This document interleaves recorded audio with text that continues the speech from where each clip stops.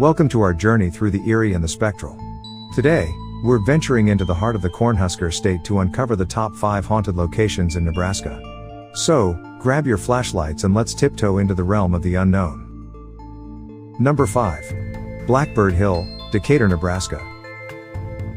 Our countdown begins with the tragic tale of Blackbird Hill. Legend has it that on October 17th, the chilling screams of a woman betrayed and murdered by her husband echo across the hill. It's a haunting reminder of love turned lethal. In the rolling hills of Nebraska, where the Missouri River winds its way through the lush landscape, there lies a hill that has captured the imaginations and fears of many. This is Blackbird Hill, a place shrouded in mystery and tragedy, a site that whispers tales of lost love and eternal sorrow. The story of Blackbird Hill begins with a love as pure as the clear blue skies above the Nebraska plains.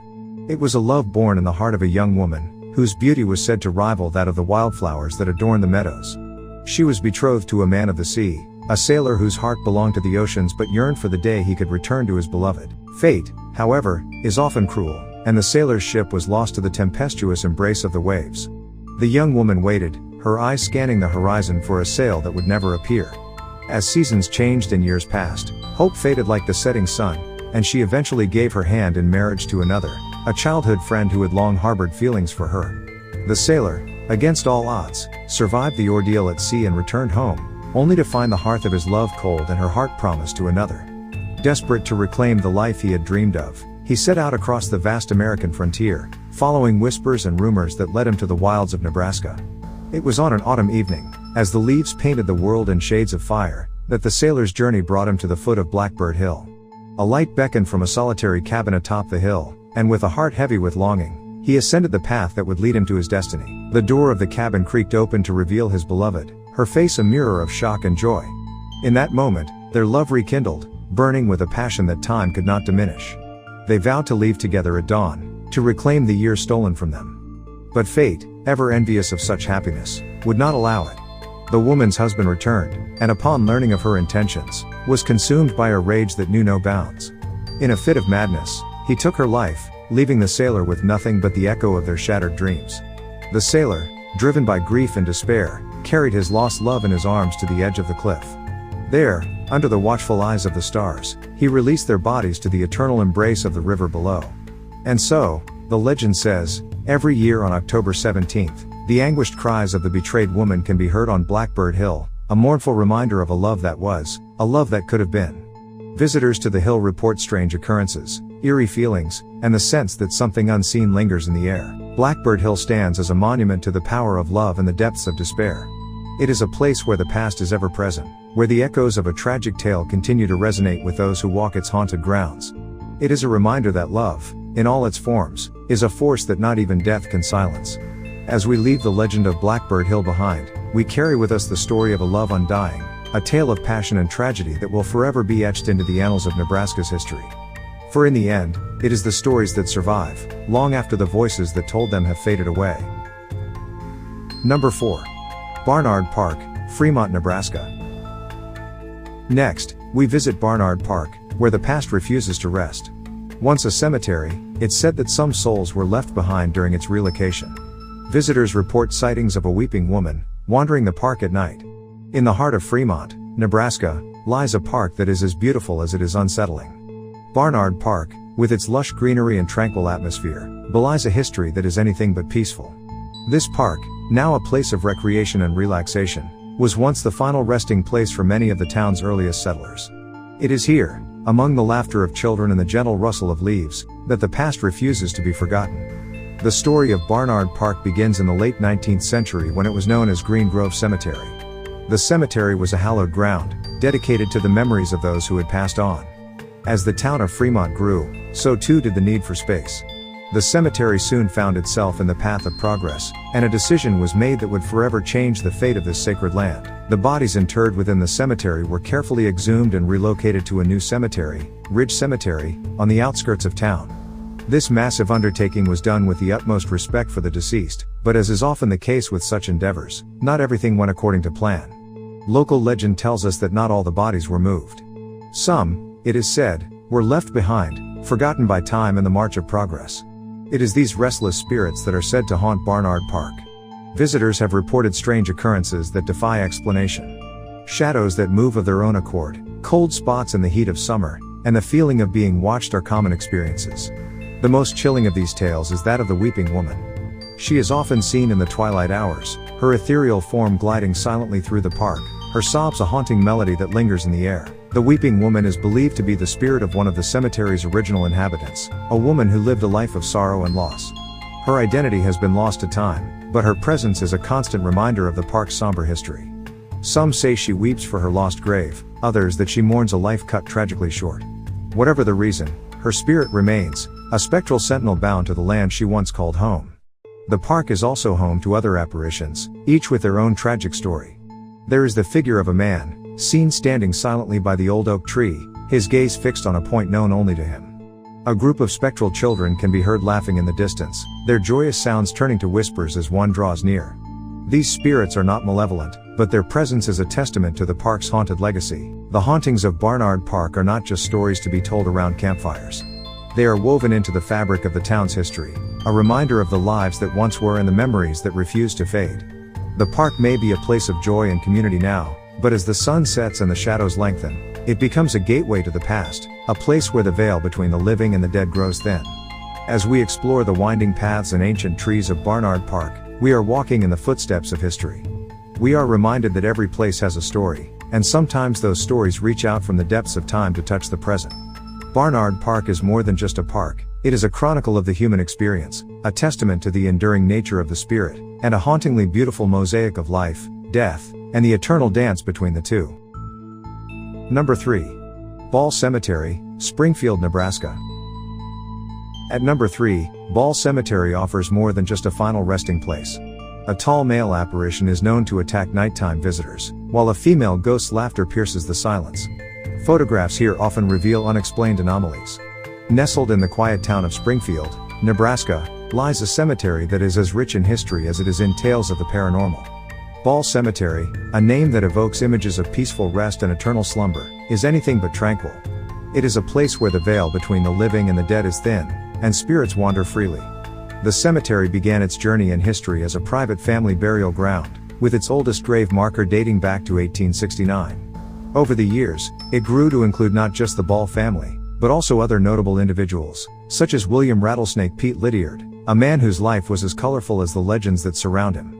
A United States Marshal and implement dealer, he left his home in Springfield to join the ranks of the legendary Buffalo Bill Cody. His adventures took him far and wide, but in death, he returned to the quiet embrace of Ball Cemetery. But Rattlesnake Pete is not the only spirit said to roam the grounds of this hallowed place. Visitors to the cemetery have reported encounters with a tall, male figure known to have a rather bad temper. This ghostly apparition is not shy about making his presence known, with reports of phantom attacks on those who dare to visit after dark.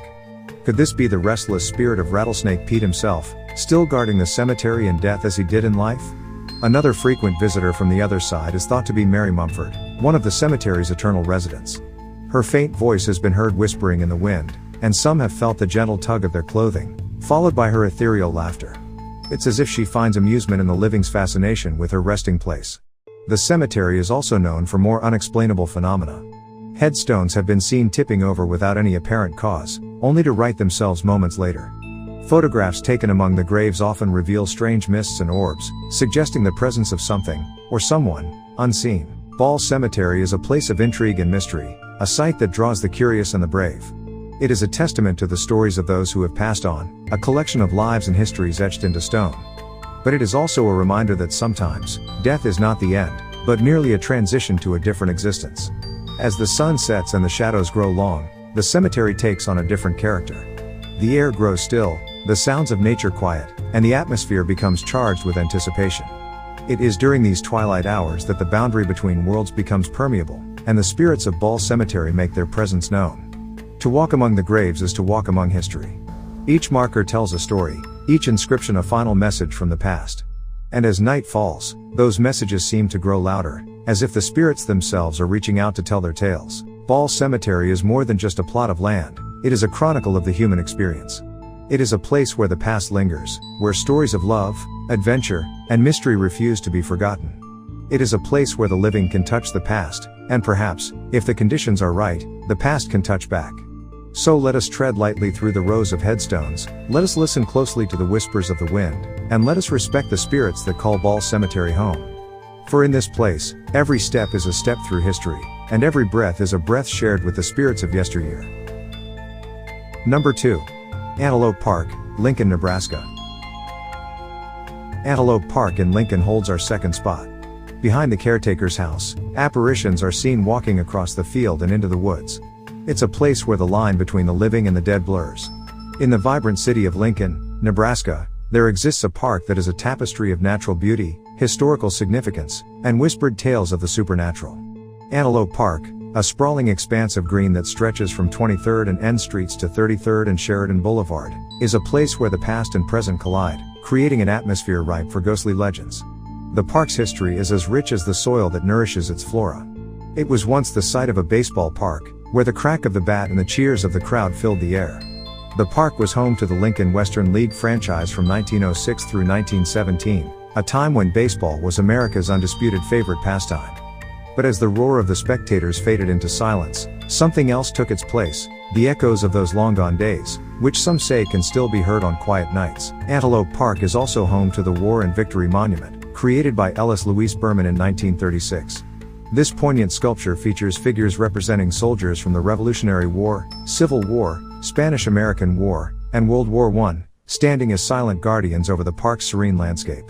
It is said that at certain times, the spirits of these soldiers can be seen marching in formation, their ethereal presence a reminder of the sacrifices made throughout America's history. But the park's supernatural allure doesn't end with the echoes of old games or the silent marches of ghostly soldiers. Behind the caretaker's house, there lies a field that has been the subject of many local legends. Visitors have reported seeing apparitions walking across this field and disappearing into the woods. These spectral figures are often seen at dusk, just as the sun dips below the horizon and the sky is painted with the colors of twilight. The most frequently sighted ghost is that of a young woman, dressed in the fashion of the early 20th century. Her presence is often accompanied by a sudden drop in temperature and the faint scent of lilacs, which were once abundant in the park. She is seen walking purposefully, as if heading to a rendezvous that she never reaches. Some believe she is the spirit of a woman who once lived in the caretaker's house, forever waiting for her lover to return from war. Another ghostly inhabitant of Antelope Park is an older man, seen sitting on a bench near the War and Victory Monument. He appears to be deep in thought, staring at the names etched into the stone. On occasion, he has been known to engage in conversation with the living, speaking of battles long past and comrades lost to time. Then, just as suddenly as he appears, he vanishes, leaving behind a palpable sense of melancholy. The park's playground is another hotspot for paranormal activity. The laughter of children can be heard long after the park has closed and the area is deserted. Swings move on their own, and the merry-go-round turns against the wind. It's as if the joy of the children who once played there has left a permanent imprint on the place, a residual haunting that continues to play out night after night. Antelope Park is not just a place of leisure and beauty, it is a place where history lives on, both in the physical monuments that stand as testaments to the past and in the less tangible remnants of lives once lived. It is a place where the line between the living and the dead blurs, where the echoes of the past resonate with those who are attuned to their frequency. As we walk the paths of Antelope Park, we are walking through layers of time. With each step, we traverse the boundary between the natural and the supernatural, between history and legend. The park is a reminder that some places hold on to their stories, refusing to let them be forgotten. It is a reminder that in some corners of the world, the spirits of the past are just as much a part of the landscape as the trees and the flowers. So let us explore Antelope Park with reverence and curiosity. Let us listen for the whispers of history and watch for the shadows that move just beyond the corner of our eye. For in this park, every whisper of the wind and every flicker of shadow could be the past reaching out to us, inviting us to remember and to wonder. Number 1.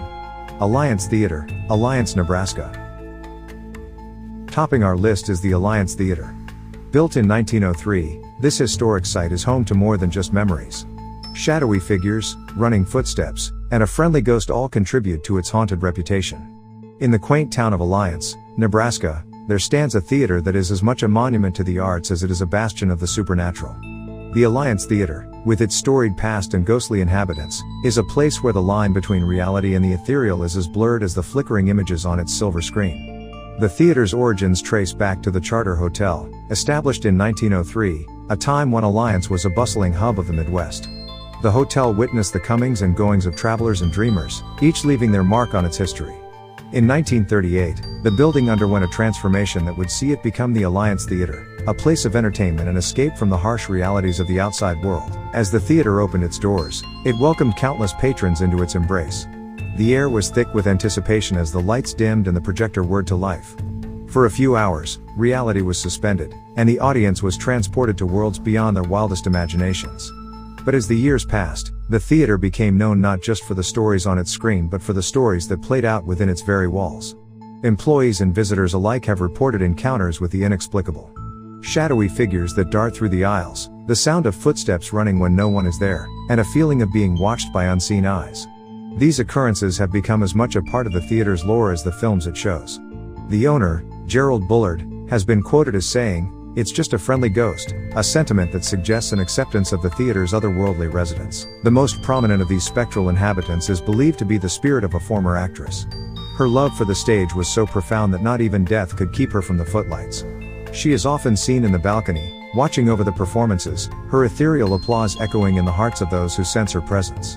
Another frequent apparition is that of a former projectionist, whose life was intertwined with the flickering images he projected.